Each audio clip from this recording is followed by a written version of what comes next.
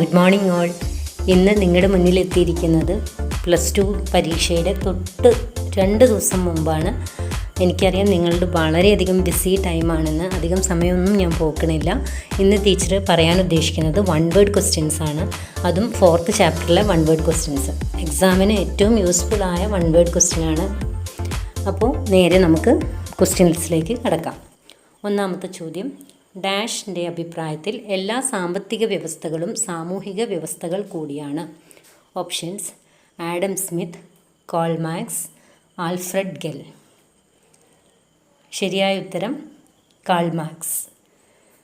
Second question, പദവി ചിഹ്നം എന്ന പദം രൂപീകരിച്ചത് ആരാണ്? ഇത് നിങ്ങൾ ഒരുപാട് കേട്ടിട്ടുണ്ടാകും, നിങ്ങൾക്കറിയാം അല്ലേ? പദവി ചിഹ്നം ലൈഫ് സ്റ്റൈലുമായി ബന്ധപ്പെടുത്തി ആര് പറഞ്ഞതാണ്? മാക്സ് വെബർ പറഞ്ഞതാണ്. തേർഡ് ക്വസ്റ്റ്യൻ, അധ്വാനം തന്നെ ഒരു ചരക്കാണ് എന്ന് പറഞ്ഞത് ആരാണ്? അധ്വാനം, അതായത് നമ്മുടെ ലേബർ തന്നെ ഒരു കമ്മോഡിറ്റിയാണ് എന്ന് പറഞ്ഞത് ആരാണ് എന്നാണ് ചോദിച്ചിരിക്കുന്നത്. ലേബറും കമ്മോഡിറ്റിയും എന്ന് കണ്ടാൽ തന്നെ നമുക്കറിയാം അതാരായിരിക്കും പറഞ്ഞിട്ടുണ്ടാവുക. കാൾ മാർക്സ് ആണ്. ഇത് ഫോക്കസ് ഏരിയയിലുള്ള ക്വസ്റ്റ്യൻസ് അല്ല, പക്ഷേ ഇതും ചോദിക്കാം. നെക്സ്റ്റ്, നഗരത്താന്മാരുടെ സാമ്പത്തിക പ്രവർത്തനങ്ങൾ ഡാഷ് മുതലാളിത്തത്തെ സൂചിപ്പിക്കുന്നു. നഗരത്താന്മാർ അല്ലേ, നമുക്ക് ബ്രിട്ടീഷുകാർ വരുന്നതിൻ്റെ തൊട്ട് മുന്നേ ബാങ്കിങ് സമ്പ്രദായമൊക്കെ അറിയാവുന്ന ഒരു കച്ചവട ഗ്രൂപ്പായിരുന്നു ആര്? ഈ നഗരത്താന്മാർ. അവരുടെ ബുദ്ധിപരമാണോ തദ്ദേശീയമാണോ ഉപകരണപരമാണോ? നമുക്കറിയാം തദ്ദേശീയമായ സാമ്പത്തിക പ്രവർത്തനങ്ങൾ നടത്തിയ ഒരു ഗ്രൂപ്പാണ് ആര്? നഗരത്താന്മാർ എന്ന് പറയുന്നത്. സോ തദ്ദേശീയമായാണ് right answer. Next, question number 5, dash എന്ന ഫ്രഞ്ച് ആശയത്തിൻ്റെ അർത്ഥം തനിയെ വിടുക അല്ലെങ്കിൽ പ്രവർത്തിക്കാൻ അനുവദിക്കുക എന്നാണ്.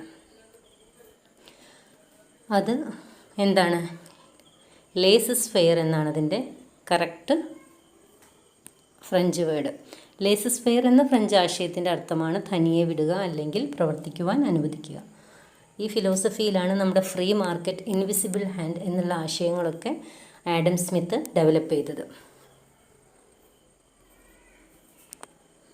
അടുത്ത ക്വസ്റ്റ്യൻ, ബ്രാക്കറ്റിൽ നിന്നും ശരിയുത്തരം തിരഞ്ഞെടുത്ത് ചാർട്ട് പൂർത്തിയാക്കുക.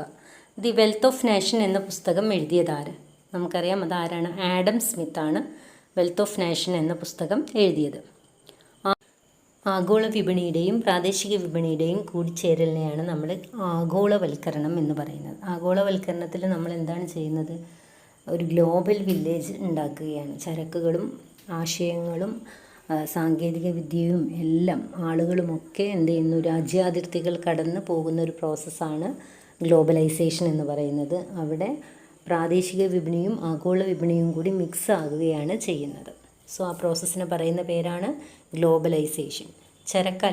അടുത്ത ക്വസ്റ്റ്യൻ, ചരക്കല്ലാത്ത വസ്തുവിനെ ചരക്കാക്കി മാറ്റൽ. അതാണ് വസ്തുവൽക്കരണം അഥവാ കമ്മോഡിറ്റൈസേഷൻ എന്ന് പറയും.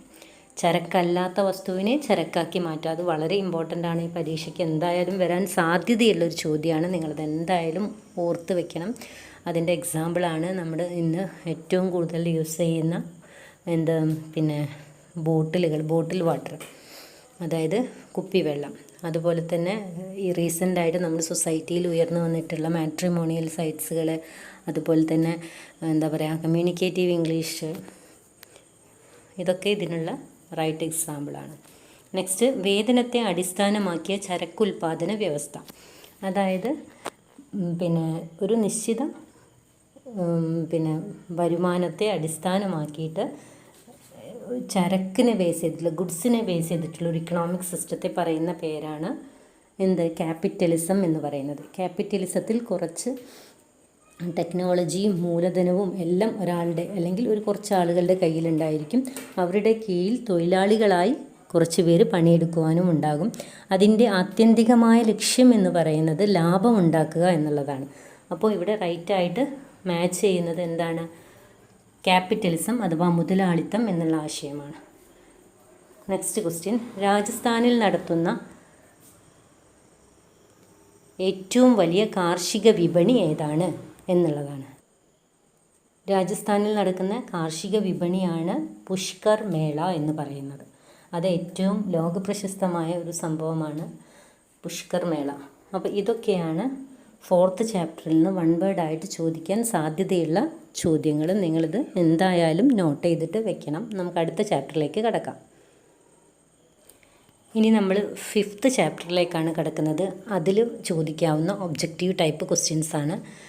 അപ്പോൾ അതിലാദ്യത്തെ ചോദ്യം എന്ന് പറയുന്നത് ഫ്ലോ ചാർട്ട് പൂർത്തിയാക്കുക. അതായത് ഒരു ഫ്ലോ ചാർട്ട് ഫില്ല് ചെയ്യാനാണ് തന്നിരിക്കുന്നത്. അത് വളരെ ഈസിയാണ്. സോഷ്യൽ ക്യാപിറ്റൽ, അതായത് സാമൂഹികമായ റിസോഴ്സസ്, സോഷ്യൽ റിസോഴ്സസ് ആണ് മുകളിൽ തന്നിരിക്കുന്നത്. സാമൂഹിക വിഭവങ്ങൾ ഇതിലേതൊക്കെയുണ്ട്? സാമ്പത്തിക മൂലധനം, അതായത് ഇക്കണോമിക് ക്യാപിറ്റൽ, സാംസ്കാരിക മൂലധനം കൾച്ചറൽ ക്യാപിറ്റൽ, ദെൻ സാമൂഹിക മൂലധനം അഥവാ സോഷ്യൽ ക്യാപിറ്റൽ. ഇത് ഏതൊക്കെയാണ് താഴെ തന്നിരിക്കുന്ന ഓപ്ഷൻസിൽ എന്നാണ് പറഞ്ഞിരിക്കുന്നത്. ഇത് നിങ്ങൾ കൃത്യമായിട്ട് ഫില്ല് ചെയ്യാൻ വളരെ എളുപ്പമാണ്. അതുകൊണ്ട് തന്നെ ടീച്ചർ പറഞ്ഞു പോവുകയാണ്. കൂടുതൽ ക്വസ്റ്റ്യൻസ് ആഡ് ചെയ്യണം എന്നുള്ളത് കൊണ്ട് തന്നെ ഒരുപാട് എക്സ്പ്ലനേഷൻ ടീച്ചർ തരുന്നില്ല. സാമ്പത്തിക മൂലധനം എല്ലാവർക്കും അറിയുന്നതാണ്. ഏതാണ്? ഭൗതികമായ സ്വത്ത്. അതുപോലെ തന്നെ വരുമാനം, ഒരാളുടെ പണവും അയാളുടെ സ്വത്തുക്കളുമാണ് സാമ്പത്തിക മൂലധനത്തിൽ പെടുന്നത്. സാംസ്കാരിക മൂലധനം എന്ന് പറയുമ്പം ഒരാളുടെ പദവി, അയാളുടെ വിദ്യാഭ്യാസം, ഇതൊക്കെയാണ് കൾച്ചറൽ ക്യാപിറ്റലിൽ വരുന്നത്. ദെൻ സാമൂഹിക മൂലധനം എന്നുള്ളതിൽ വരുന്നത് ഒരാൾക്കുള്ള റിലേഷൻഷിപ്പ്, സാമൂഹിക ബന്ധങ്ങൾ, അതുപോലെ തന്നെ സാമൂഹിക സമാജങ്ങൾ, സോഷ്യൽ ഗ്രൂപ്പുമായിട്ട് അയാൾക്കുള്ള അടുപ്പം, അയാളുടെ സാമൂഹികമായ റിലേഷൻഷിപ്പാണ് ഇതിൽ വരുന്നത്, സോഷ്യൽ ക്യാപിറ്റലിൽ വരുന്നത്.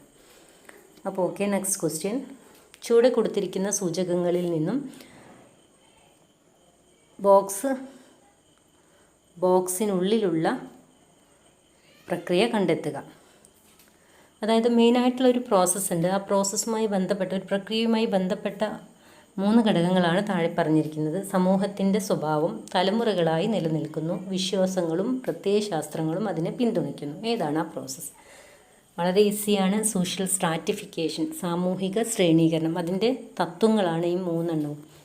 ഇത് വളരെ ഇമ്പോർട്ടൻ്റ് ആണ്. ഇത് എസ്സേ ആയിട്ടും കുറേ കാലം റിപ്പീറ്റഡ് ആയിട്ട് ചോദിച്ചിട്ടുണ്ട്. അപ്പോൾ നിങ്ങളിത് പഠിക്കാതെ പോകരുത്. എന്താണ് സോഷ്യൽ സ്ട്രാറ്റിഫിക്കേഷൻ, അതിൻ്റെ ബേസിക് പ്രിൻസിപ്പിൾസ് എന്താണ്, അതുപോലെ തന്നെ സാമൂഹിക ബഹിഷ്കരണം, അതുമായി ബന്ധപ്പെട്ട ചില കോൺസെപ്റ്റ്, സ്റ്റീരിയോ ടൈപ്പ്, ഇതൊക്കെ നിങ്ങൾ പഠിച്ചിട്ട് പോകണം. വളരെ ഇമ്പോർട്ടൻ്റ് ആണ്. Next question number 9. ഞാൻ വിശാല സമൂഹത്തിൽ നിന്നും മാറ്റി നിർത്തപ്പെട്ടിരിക്കുന്നു. എന്തുകൊണ്ടാണ് എനിക്കും ഇത് സംഭവിക്കുന്നത്? പ്രക്രിയ ഏതെന്ന് പറയാമോ? എളുപ്പമാണ്. ഒരു വ്യക്തിയെ അല്ലെങ്കിൽ ഒരു ഗ്രൂപ്പിനെ സമൂഹത്തിൽ നിന്നും മാറ്റി നിർത്തുന്നതിന് പറയുന്ന പേരാണ് സോഷ്യൽ എക്സ്ക്ലൂഷൻ അഥവാ സാമൂഹിക ബഹിഷ്കരണം. അത് ചിട്ടയായതാണ്, സ്വമേധയെ അല്ലാത്തതാണ്. അതിൻ്റെ 2 സവിശേഷതകളാണ് പറഞ്ഞിരിക്കുന്നത്. നെക്സ്റ്റ്, അസ്പൃശ്യതയുടെ വിവിധ മാനങ്ങൾ. അസ്പൃശ്യത മീൻസ് അൺടച്ചബിലിറ്റി. അതിൻ്റെ ഡിഫറെൻറ്റ് ഡയമെൻഷൻസ് ചൂടെ കൊടുത്തിരിക്കുന്നു. വിട്ടുപോയത് കണ്ടെത്തുക. ബഹിഷ്കരണം, എക്സ്ക്ലൂഷൻ, അപമാനം, അധീനപ്പെടുത്തൽ, ഹ്യൂമിലിയേഷൻ. ലാസ്റ്റ് വണ്ണ് ഏതാണ് എന്നാണ് ചോദിച്ചിരിക്കുന്നത്. സാമ്പത്തിക ചൂഷണമാണ്. Question number 11. ഹരിജൻ അഥവാ ദൈവത്തിൻ്റെ മക്കൾ എന്ന പദം ജനകീയമാക്കിയ പ്രമുഖനായ വ്യക്തി ആരാണ്? വളരെ ഈസിയാണ്. മഹാത്മാഗാന്ധി. Question number 12. ചുവടെ കൊടുത്തിരിക്കുന്നവയെ 2 കോളങ്ങളിലായി തരംതിരിക്കുക. 880 ജാതി വൈകല്യ നിവാരണ നിയമം, ദളിത് സംഘർഷ സമിതി, ജ്യോതിബ ഫൂലെ പട്ടികജാതി പട്ടികവർഗ അതിക്രമ നിയന്ത്രണ നിയമം. ഇത് രാഷ്ട്ര നടപടികളും രാഷ്ട്രീയതര നടപടികളുമായിട്ട് നിങ്ങൾ എന്ത് ചെയ്യണം? മാറ്റി എഴുതണം. ഏതൊക്കെയാണത്? 850 ജാതി വൈകല്യ നിവാരണ നിയമം രാഷ്ട്രമെടുത്ത ഒരു നിയമമാണ്. പിന്നെ പട്ടികജാതി പട്ടികവർഗ അതിക്രമ നിയന്ത്രണ നിയമവും രാഷ്ട്രമെടുത്ത നടപടിയാണ്. ദെൻ രാഷ്ട്രീയതര നടപടിയാണ് ജ്യോതിബ ഫൂലെയുടെയും ദളിത് സംഘർഷ സമിതിയുടെയും. അപ്പോൾ ഇങ്ങനെയാണ് നിങ്ങളത് തരംതിരിച്ച് എഴുതേണ്ടത്. നെക്സ്റ്റ്, പിന്നോക്ക വിഭാഗ കമ്മീഷൻ്റെ ചെയർമാനെ കണ്ടെത്തുക. കാക്ക കലേത്കർ കമ്മീഷൻ. കാക്ക കലേത്കർ. മണ്ഡൽ കമ്മീഷൻ, BP മണ്ഡലാണ് മണ്ഡൽ കമ്മീഷൻ്റെ ചെയർമാൻ. ആദിവാസി പോരാട്ടങ്ങളുടെ 2 കാരണങ്ങൾ കണ്ടെത്തുക. 1 ദയനീയമായ സാമ്പത്തിക സാമൂഹിക കാരണങ്ങൾ, ദാരിദ്ര്യം, ചൂഷണം, മൂലധനാധിഷ്ഠിത വ്യവസായവൽക്കരണം. ഇതൊക്കെ അതിൻ്റെ കാരണമാണ്. ഇനിയും കുറച്ച് 2 കാരണങ്ങൾ കൂടിയുണ്ട്. ആ കാരണങ്ങളാണ് നിങ്ങളോട് ചോദിച്ചിരിക്കുന്നത്. അതെന്താണ് എന്നുള്ളത് നിങ്ങൾ കണ്ടെത്തുക. മറ്റ് 2 കാരണങ്ങൾ പ്രധാനമായതും ഡാമുകളുടെ നിർമ്മാണമാണെന്ന്. ആദിവാസി മേഖലയിലാണ് പ്രധാനമായും ഡാമുകളിലൊക്കെ കൺസ്ട്രക്ട് ചെയ്തത്. അതാണ് ഒരു കാരണം. അടുത്തത് ആദിവാസികളെ അവരുടെ വാസസ്ഥലത്ത് നിന്ന്, അതായത് അവരുടെ ഭൂമിയിൽ നിന്നും കുടിയൊഴിപ്പിച്ചതാണ് മറ്റൊരു കാരണം. അടുത്ത ക്വസ്റ്റ്യൻ, സ്ത്രീ സമത്വവുമായി ബന്ധപ്പെട്ട ഫ്ലോ ചാർട്ട് പൂർത്തിയാക്കുക. സ്ത്രീ പുരുഷ തുലന. ഈ സ്ത്രീ പുരുഷ തുലന എന്നുള്ള പുസ്തകം ആരെഴുതിയതാണ് എന്നുള്ളതാണ് ചോദിക്കുന്നത്. അത് എന്തിനെതിരെയാണ്? പുരുഷ മേധാവിത്വ സമൂഹത്തിൻ്റെ ഇരട്ട നീതിക്കെതിരെ എഴുതിയ ഒരു പുസ്തകമാണ്. ഒരു ക്ലൂ തരാം, ഒരു ബ്രാഹ്മണ വിധവയാണ് ആ പുസ്തകം എഴുതിയിരിക്കുന്നത്. ആ പുസ്തകം എഴുതിയ ആളുടെ പേരാണ് താരാബായ് ഷിൻഡെ. ഇനി സുൽത്താനയുടെ സ്വപ്നം എന്ന പുസ്തകം എഴുതിയതാരാണ്? സ്ത്രീ പുരുഷ പങ്കുകൾ, റോളുകൾ അങ്ങോട്ടും ഇങ്ങോട്ടും എക്സ്ചേഞ്ച് ചെയ്യുന്നതാണ് ആ പുസ്തകത്തിൻ്റെ തീം എന്ന് പറയുന്നത്. അപ്പോൾ സുൽത്താനയുടെ ഡ്രീംസ് എന്നുള്ള പുസ്തകം എഴുതിയത് ബീഗം റുഖിയ സഖാവത്ത് ഹുസൈനാണ്. ദെൻ വൃത്തത്തിനകത്ത് വിട്ടുപോയ ഭാഗം പൂരിപ്പിക്കുക. ഒരു പൊതുധാരണ ജീവശാസ്ത്രപരമായി ലഭിച്ചത്. ആരെക്കുറിച്ചാണ് പറയുന്നത്? ഭിന്നശേഷിക്കാരെക്കുറിച്ചാണ് ഇത് പറയുന്നത്. ജീവശാസ്ത്രപരമായി ലഭിച്ചത്, അതുപോലെ തന്നെ സാമൂഹികമായി സൃഷ്ടിക്കപ്പെട്ടത് എന്നൊക്കെ പറയുന്നത് ആരെക്കുറിച്ചാണ്? ഭിന്നശേഷി വിഭാഗത്തിലുള്ളവരെക്കുറിച്ചാണ്. ഇനിയൊരു മാച്ച് ദ ഫോളോയിങ് ക്വസ്റ്റ്യനാണ്. സാമൂഹിക പരിഷ്കർത്താവ്.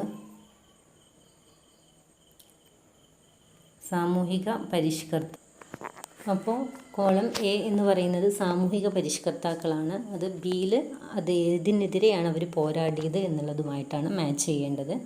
അപ്പോൾ ഫസ്റ്റ് വൺ രാജാറാം മോഹൻ റോയ് ആണ്. അത് നമുക്കറിയാം, സതിക്കെതിരെയാണ് അദ്ദേഹം പോരാടിയത്. ദെൻ റാനഡെ ജാതി ലിംഗ വിവേചനത്തിനെതിരെയാണ്. റാനഡെ വിധവ പുനർവിവാഹ പ്രസ്ഥാനവുമായി ബന്ധപ്പെട്ടാണ് റാനഡെ ഏറ്റവും കൂടുതൽ പ്രവർത്തിച്ചത്. ദെൻ നെക്സ്റ്റ് ജ്യോതിബ ഫൂലെ, അദ്ദേഹം ജാതി ലിംഗ വിവേചനത്തിനെതിരെയാണ് പോരാടിയത്. ഇനി ഒരു സാമൂഹ്യ പരിഷ്കർത്താവും കൂടിയുണ്ട്, അത് ഈ ക്വസ്റ്റ്യനിൽ വിട്ടുപോയതാണ്. അത് സർ സയ്യിദ് അഹമ്മദ് ഖാനാണ് ഈ ഒരു കോളത്തിലുണ്ടായിരുന്നത്. അത് എങ്ങോട്ടേക്കാണ് മാച്ച് ചെയ്യുന്നത്? ഇസ്ലാം മതത്തിനിടയിൽ നടത്തിയ സാമൂഹിക പരിഷ്കരണമാണ് സർ സയ്യിദ് അഹമ്മദ് ഖാനുമായി പെർഫെക്റ്റായിട്ട് മാച്ച് ചെയ്യുന്നത്. അപ്പോൾ ഈ ഒരു ചാപ്റ്ററിലെ ക്വസ്റ്റ്യൻസ് ഇവിടെ അവസാനിക്കുകയാണ്. ഇനി നമുക്ക് അടുത്ത ചാപ്റ്ററിലേക്ക് പോവാം. അപ്പോൾ 6ാമത്തെ ചാപ്റ്ററിലെ ആദ്യത്തെ ചോദ്യമാണ്, താഴെ തന്നിരിക്കുന്നവയിൽ നിന്നും ഏറ്റവും പെർഫെക്റ്റ് ആയത് തിരഞ്ഞെടുത്തിട്ട് ഈ ഫ്ലോ ചാർട്ട് പൂരിപ്പിക്കാൻ. അതായത് സാമുദായിക സ്വത്വം അഥവാ കമ്മ്യൂണിറ്റി ഐഡൻറ്റിറ്റിയുമായി ബന്ധപ്പെട്ടതാണ് ഈ ഒരു ഫ്ലോ ചാർട്ട്. ഇതുമായി ബന്ധപ്പെട്ട് ഓപ്ഷൻസിലുള്ളത് നിങ്ങൾ തിരഞ്ഞെടുക്കുക. കമ്മ്യൂണിറ്റി ഐഡൻറ്റിറ്റി എങ്ങനെയുള്ളതാണ്? നമുക്കറിയാം, അത് നമ്മുടെ ബേർത്തിനെ, അതായത് ജനനത്തെ അടിസ്ഥാനമാക്കിയിട്ടുള്ളതാണ്. അപ്പോൾ ജനനവും ഉൾച്ചേർക്കലുമാണ് അതിലൊന്നാമത്തതായിട്ട് വരുന്നത്. ആർജിത പദവിയാണോ? അല്ല. ആർജിത മീൻസ് അത് അച്ചീവ് ചെയ്യുന്നതാണോ? അല്ല. അപ്പോൾ സെക്കൻഡ് വൺ ആരോപിത പദവി, അതായത് ആസ്ക്രൈബ്ഡ് സ്റ്റാറ്റസ് ആണ് ഇത് community identity. Then third one ആകസ്മികം, അതായത് ആക്സിഡൻ്റലായിട്ട് ഉണ്ടാകുന്നതാണ്. അത് ഉപാധിയോട് കൂടിയതാണോ? അല്ല. സോ അതിൻ്റെ റൈറ്റ് ആൻസർ എന്നത് ബർത്തും ഉൾച്ചേർക്കലും അതുപോലെ തന്നെ ആരോപിത പദവി ആൻഡ് ആകസ്മികം, ഇതാണ് അതിൻ്റെ right answer. Second question, odd one out, ഒറ്റപ്പെട്ടതിനെ കണ്ടെത്തുക.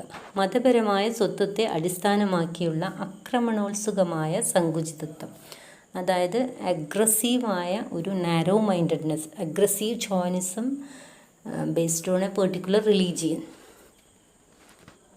നെക്സ്റ്റ് ബി, മതത്തിൽ നിന്നും രാഷ്ട്രീയ അധികാരത്തിൽ നിന്നും വേറിട്ട് നിൽക്കുക. സി, മതവുമായി ബന്ധപ്പെട്ട ആക്രമണോത്സുകമായ ഒരു രാഷ്ട്രീയ പ്രത്യയശാസ്ത്രം. ഇതിൽ ഏതാണ് ഒറ്റപ്പെട്ടത് എന്നാണ് ചോദിക്കുന്നത്. ബി എന്നുള്ളതാണ് റൈറ്റ് ആൻസർ. അതായത് എയും സിയും ഏതുമായി ബന്ധപ്പെട്ടതാണ്? കമ്മ്യൂണലിസവുമായി ബന്ധപ്പെട്ടതാണ്. എന്നാൽ ബി എന്ന് പറയുന്നത് ഏതുമായി ബന്ധപ്പെട്ടതാണ്? സെക്യുലറിസവുമായി ബന്ധപ്പെട്ടതാണ്. അതാണ് അതിൻ്റെ ഒരു ന്യായീകരണം. ഇനി ആക്ടിവിറ്റി 3, മതേതരത്വം. അതിൻ്റെ 3 പ്രത്യേകതകൾ എഴുതാനാണ്. ചുവടെ ചേർത്തിരിക്കുന്ന ഓപ്ഷനുകൾ ഉപയോഗിച്ചാണ് ചിത്രം പൂർത്തിയാക്കേണ്ടത്.